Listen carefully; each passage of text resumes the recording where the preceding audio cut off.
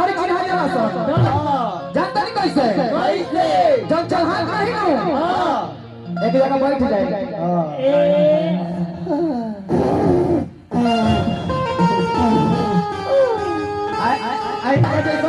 जौनपुर बंगवा रही है सर जौनपुर बंगवा जहाँ बैठी है सर ओहिया हाके समय दिया यहाँ 25 मिनट न आध्यात्मिक गीत गवलो न कथा कहानी गवलो का गवलो निमिया के डार मैया धन होता है आन मारो करवा पे ये तबड़ा करिए नु कि बोध गया चल जीवो बुझाता है कि कहानी बात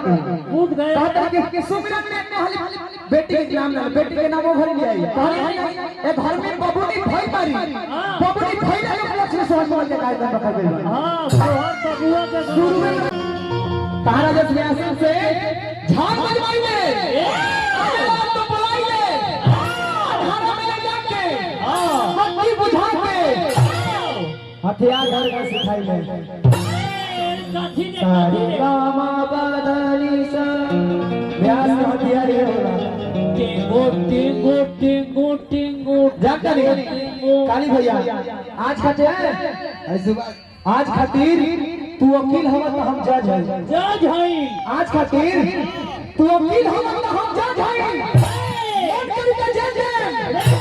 मन करी का खेल है आ ढेर बका बोलबा ढेर बका बोलबा तब 5 नंबर गियर लगा के तब ना बेलना 500 खातिर जेल दे ना ओइजा कोइला के जरूरत नहीं है कहनिए ना कि जब तक बदपान का बस साढ़े कमजोर होली साहब वो गाय दूसरे के दुआरी में वही पे करे अभी परिवार में कौन सा फिर आई माइले